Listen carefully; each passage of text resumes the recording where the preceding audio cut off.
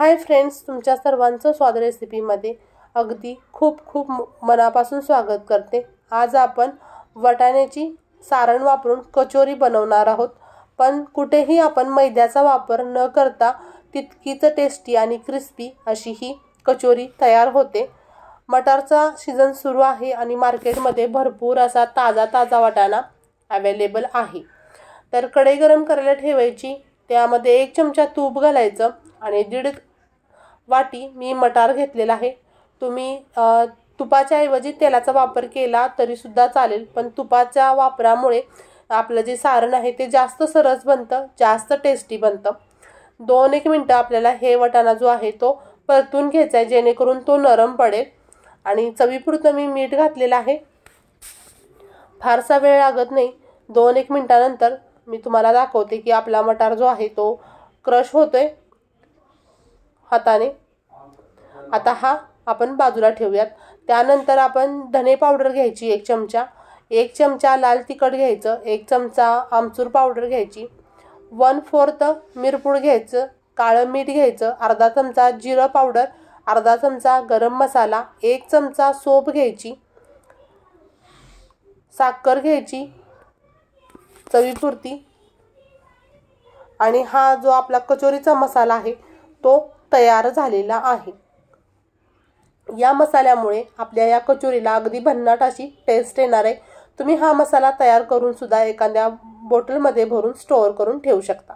त्यानंतर जो आपण वाटाणा परतलेला होता तो मिक्सरच्या भांड्यामध्ये ओबडधोबड असा बारीक करून घ्यायचा आहे, अगदी फाईन बारीक नाही करायचा। आणि त्यामध्येच आपण आलं लसूण नाहीये, आलं, हिरवी मिरची आणि कोथिंबीर घातलेली आहे। आणि हे आपलं वाटण तयार झालेलं आहे। आता जे वाटण तयार झालेलं आहे ते एका मी बाउलमध्ये काढून घेते। आणि त्यानंतर आता आपण त्याच कढईमध्ये पुन्हा मी तूप घातलेलं आहे। तूप वितळलं की त्यामध्ये आपण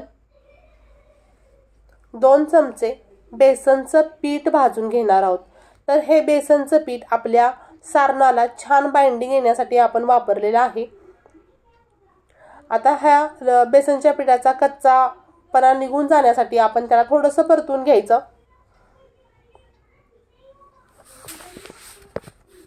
तुम्ही या पद्धतीने कचोरी करून बघा, खूप छान आणि टेस्टी सोबत हेल्दी ही कचोरीचा प्रकार तयार होतो। जास्त तेलही याला लागत नाही आणि विथ मैदा नसल्यामुळे तुम्ही बिनधास्त खाऊ शकता।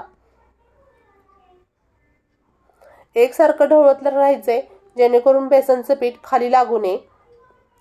आता आपलं हे बेसनचं पीठ भाजल्यानंतर आपण जे बारीक केलेला वाटाणा आहे तो घालायचा आणि जो मसाला केलाय आपण कचोरीसाठी खास तो घालायचा आणि सर्व व्यवस्थित परतून घ्यायचं। आता मी जे काय ड्राय मसाले सांगितले आहेत ते सर्व मसाले वापरायचे आहेत, त्यामुळेच आपल्या कचोरीला एकदम हलवाई स्टाईल अशी टेस्ट येते। आता 2-1 मिनिटं आपण हे व्यवस्थित परतून घेऊया, मसाले, मीठ, जेणेकरून आपलं सारण खूप छान आणि टेस्टी तयार होईल। जर प्रथमच तुम्ही माझे व्हिडिओ पाहत असाल तर चॅनलला सबस्क्राईब करायचे, जेणेकरून नवीन येणाऱ्या व्हिडिओचे नोटिफिकेशन सर्वात प्रथम तुम्हाला मिळेल। आणखी कोणत्या प्रकारच्या रेसिपी पाहायला तुम्हाला आवडतील त्यासाठी कमेंट्स बॉक्समध्ये कमेंट्स करायला विसरू नका। आता आपलं हे सारण तयार झाल्यानंतर हे सारण आपण थंड करून घ्यायचे।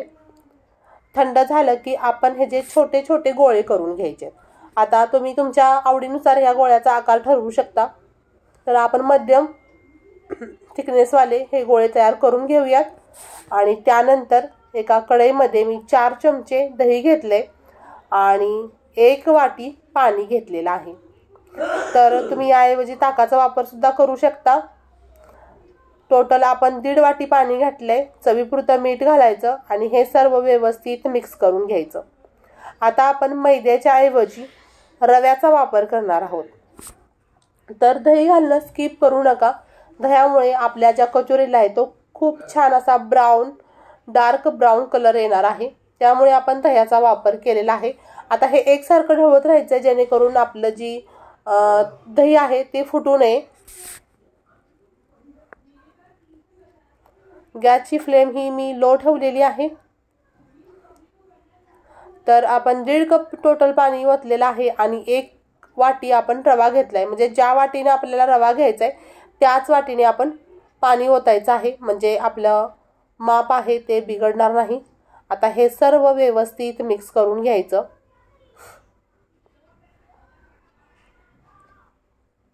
आता हे मिश्रण एकजीव झालेलं आहे। कढईला जे मिश्रण चिटकत नाहीये म्हणजे आपला हा रवा व्यवस्थित शिजलेला आहे। त्यानंतर आपण कढई खाली घ्यायची उतरून आणि कढईमधलं जे आपण रवा शिजवलेला आहे तो काढून घ्यायचा आणि हाताच्या मदतीने खूप छान पद्धतीने याला मळून घ्यायचे। मळताना अजिबात कंटाळा करायचा नाही। एकदम स्मूथ अशी ह्याची कणकेसारखं याला रूपांतर झालं पाहिजे। त्यानंतर एक छोटासा गोळा घ्यायचा। आपण पुरणपोळी करताना ज्या पद्धतीने आपण अर्धी वाटी बनवतो त्या पद्धतीने ही वाटी अशी बनवून घ्यायची हाताने। तर ही सगळी प्रोसेस रवा जास्त थंड न होताच करून घ्यायची। कोमटच असा रवा असला पाहिजे। आता हाताच्या मदतीने आपण हे सर्व पॅक करून घेऊया। अंगठ्याची मदत घ्यायची आहे। एका अंगठ्याने आपण आतमध्ये प्रेस करायचंय आणि ही आपली कचोरी गोल ठेल अशी तयार झाली। कुठं सुद्धा तिला क्रॅक आलेला नाही, तुम्ही बघू शकता। आणि आणखी एक मी तुम्हाला कचोरी करून दाखवते जेणेकरून तुम्हाला सुद्धा आयडिया येईल। आणि जे लोक डाएट करतात, ज्यांना मैदा अजिबात खायला आवडत नाही, तुम्ही ह्या पद्धतीने नक्कीच कचोरी करून एन्जॉय करू शकता। अगदी पुरणपोळीसारखं तुम्ही केलं तरी सुद्धा चालेल। हीच आयडिया मला छान वाटते, जास्त गुंतागुंत न करता। आता आपण याच पद्धतीने मी सर्व कचोऱ्या करून घेते। तेल सुद्धा मी गरम करायला ठेवलेलं आहे। तेल छान असं गरम झालं, कडकडीत झालं की गॅसची फ्लेम लो करायची, जास्त हाय गॅस ठेवायचा नाही आणि कचोऱ्या मंद गॅसवरती खरपूस अशा भाजून घ्यायच्या।